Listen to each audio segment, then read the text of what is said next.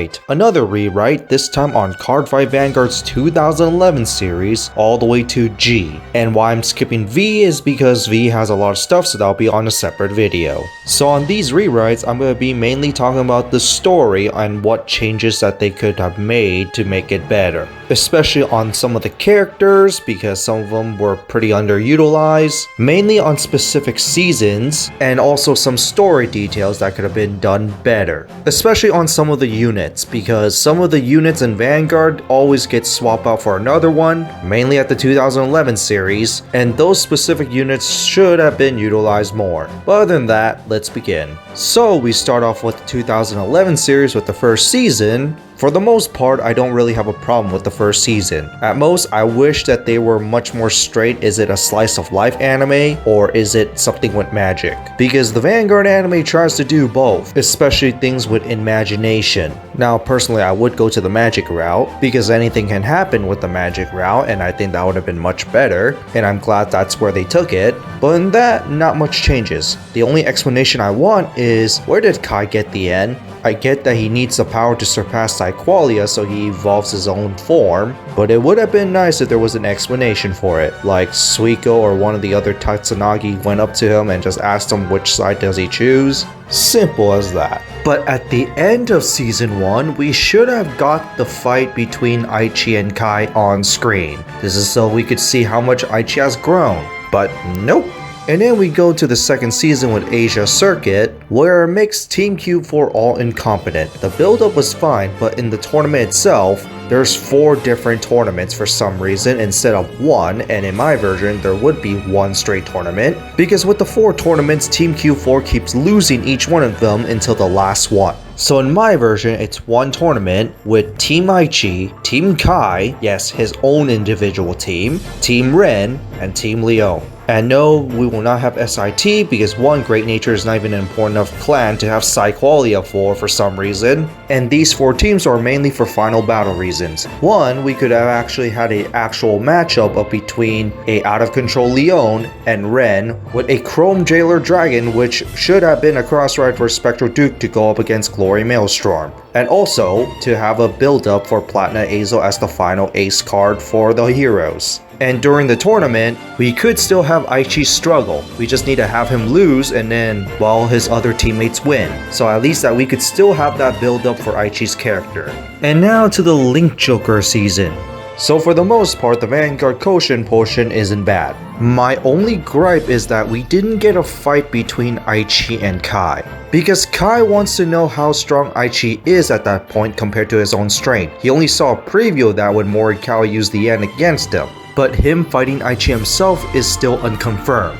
And Kai's arc of being corrupted by Link Joker would have been more believable if he did actually confirm the fight with Aichi, just to make it worse when Aichi actually fought Ren, knowing that Ren is just as strong as Aichi. And into the start of the Link Joker portion, Kai should have lost to the reverse Takudo instead of giving in to Link Joker's power. While tempted to get stronger, it would have made more sense for Kai's character as he never really believes in using anyone's power other than his own. So being defeated by Link Joker would have convinced him more. And also in that fight, I think Nebula Lord should have been revealed, or he should have just broke ride the Infinite Zero on top of the Infinite Zero so it doesn't make it look like Kai just lost to a trial deck. And then for the rest of it, most of it is pretty good. I really like that other characters get more screen time and not just the protagonists, giving a little build up for Aichi's return to be the hero. But for Ishida Naoki's arc, I really think he should have used a new Gauntlet Buster over a Tempest Bolt, because to me, Gauntlet Buster represents him the best. And then for the Aichi and Kai fight against Link Joker Kai, I think that should have been the fight where Kai reveals the unit that defeated him. You know, the silhouette unit that still hasn't been revealed to this day. And do not tell me it's Omega Glendios because that looks nothing like Omega Glendios. And then when it comes to Reverse Leon, I really think Kai should have defeated Leon for him to get reversed instead of being pulled from a future version. Because 1, Leon is a strong fighter, and he has defeated Kai before. So I think it would have made more sense for Kai to defeat Leon so that he could get reversed and then lose to probably Aichi with his new Alfred. Yes, that will probably mean that he wouldn't fight Korin, but Misaki could do that because one thing that we didn't get throughout the original series was that Misaki versus Korin fight, which this part could have been the best timing. And then for the rest of it, it's pretty good. Only wish to see Reverse Ren with his reverse unit at the time, but it's not the biggest deal, but at least the rest of it is pretty good. Although the only thing I don't really like about the Link Joker season is Aichi's Gold Paladin deck. It's mainly Gold Paladins in name only because it's filled with his Royal Paladin units in Gold Paladin. If it had a mixture of both his Gold Paladin units along with the Royal Paladin Liberators in his deck, I wouldn't mind as much, but unfortunately, the majority of it is basically his Royal Paladin units, which really made me wish that he just stick with Royal Paladin. And if I were to go for the Royal Paladin Liberator route, I think we should have saw the Liberator Azel as one of his boss units, but nope. And then we go to Legion Mate. For the most part, the story was actually done pretty well. All the build-up was pretty nice.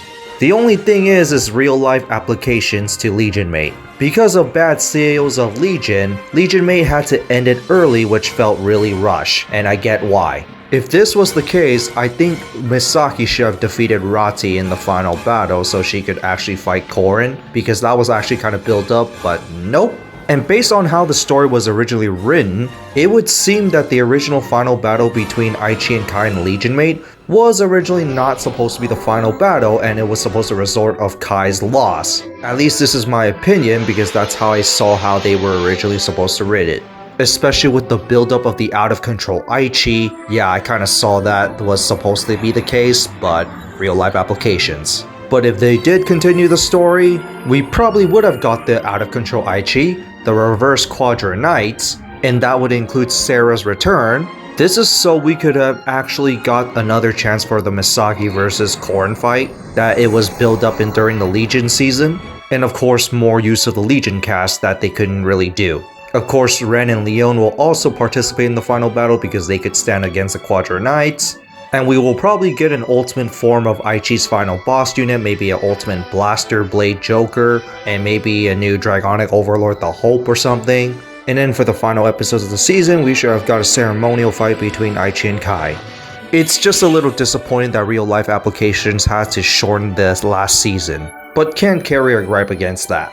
As for Neon Messiah the movie, it's meant to be a transition movie from the 2011 series to G, which I think they did okay. The most important part was the introduction of Ibuki. The only thing is they didn't really do that well, they just have him show up out of nowhere. Especially when this movie is going to be important for him in G. I mean seriously, he's a Fukuhara student and nobody there knows about this strong fighter. If they wrote it where he actually quit playing Vanguard until the leader showed up to him, that would have been much better and it would be in a decent explanation. And then when we go to the first season of G, for the most part, I think it's fine. They took the more slice of life element, yes, it's basically a copy and paste of the first season of Cardfight Vanguard of 2011, but for the most part, it's fine as it's an introduction season in my opinion. At most, I think the beginning fight should have been written better instead of being more realistic looking as is a card game anime. But for the most part, the first season is fine. I do like the story of it. At most, Taio's character could have been written better in the first season. From a happy kid to one just wants to be strong out of nowhere, it just kind of makes no sense. If he keeps constantly losing, then I get why. And then for Gears Crisis, for the most part, I say the story is fine. My biggest gripes with Gear Crisis is how the fights are written for Chrono. I mean seriously, double crit to win for most of his fights, it makes it really unbelievable for him to grow as a fighter. Because the idea of Gears Crisis is that Chrono is slowly growing to be a strong fighter, but they make it really unbelievable when he's always double critting all the time. Yes, 2011 series main characters do the same thing, the only difference is when it came to Chrono doing it is that he needed to do it to win. So for the most part, Gear Crisis story is fine, it's just Chrono's fights just need to be written better. And then when we go to Stridegate, I say the story is also fine since everything was built up to Stridegate. But few changes I would make is Ryu's mindset because he's very much hypocritical in the season. He wants a world with no pain and suffering and yet he's using violence to do so. If his mindset is that every sacrifice is necessary to make it, I get why. which is something that he doesn't acknowledge until the final episode. The other is the wasteful of Solsuke. He just gets defeated by Shinonome and doesn't participate in the final battle. We also wasted the Singularity Luna, which should also have a bigger role, and since we had a bunch of build-up for Rive's return, I'm very surprised that they did not have him return here to face off Ryuzu. I mean, seriously, you're not gonna help your own son? I mean, I get that your son is the key to everything for victory, but still, you're not gonna come back to help your son? I mainly would just add these extra things I said in, so at least that they're not wasted, but for the most part, story-wise is fine. And then when it comes to G-Nex. So for G-Nex, it's a tournament arc, and I say for the most part, it's fine. Every character got their moment and was utilized pretty well. The only thing I didn't really like that much is Tokoha and Miguel, because that came out of nowhere, and it's also kind of wasteful of Antero, because Antero was possessing Miguel, but both characters are pretty similar. At least that was how it was explained for defriding, as the unit that you're defried with is usually the one similar to you. And I get that this was a little bit built up for Tokoha to be able to see units without any type of special powers. But for the most part, I really did not like that element for Nex. But for the most part, I think they handled it pretty well, with Tokoha handling loss. But then she was able to re-enter into the under 20 as the top 4. She lost the whole tournament, and then had her re-enter the under 20 as the top 4 and lost anyway, so I don't really see much of a point. Other than to fight Chrono, because Chrono has fought Shion a few episodes back, and I get that the writers want to have Chrono fight against his former teammates, but seriously, I don't really get much of a point to that other than for Kazuma. And then to another character I want to talk about for G-Nex, the build-up for Hayo. Hayo in the beginning of the season had no wins, until he beat Verno, or Amaruta, which was a big surprise, but it did kind of build up his character to the point where like he's becoming a strong fighter. But then they kind of backtracked that when it went to Fukuhara versus Team Defrider, which also includes how bad they've written Amaruta, because ever since she lost to Hayo, Amaruta keeps losing. In my opinion, in the Fukuhara versus Team Defrider matchup, Amaruta should have beat Rin, so Hayo could have defeated Dungji. This is to prove that Amaruta is still strong, and Hayo has become a very strong fighter, especially when he had new Vanquisher cards at the time. And then when it comes to Shiranui, I don't mind him losing to Chrono. Yes, I do kind of agree that Kazuma should be the one to do it, but everything was built up for Chrono versus Shiranui in Nex, so I don't want to devaluate the build up for that, especially when Chrono already lost twice to Shiranui and hasn't beat him yet. And I don't mind Shiranui's character arc of actually undefriding himself voluntarily. But at the same time, I do wish that Shiranui stayed defrided so he could become an official apostle with the Xerath Dragon. This is so Kazuma could actually officially save his own brother. But at least this does give us Kazuma's growth because he has nearly defeated Shiranui, which is good enough for me. And then with G-Nex's build up to GZ, GZ is a little of a mess. First off, some of the apostles are goddamn wasted. Seriously, one defeat of Gridora and she's gone? I get that they added the Xerath Dragon rule that if you lose while you have a Xerath Dragon, you will disappear, but I would actually rewrite that to at least how much damage that they've taken during the battle. This is so Gasteel doesn't get wasted too for one fight. And this is so we could actually have a big final battle between the original 3 apostles versus Tri 3. And yes, that would mean that I want GZ to be a little longer because it was way too short, which is what I think affected the story pretty much. And then there's also Aichi.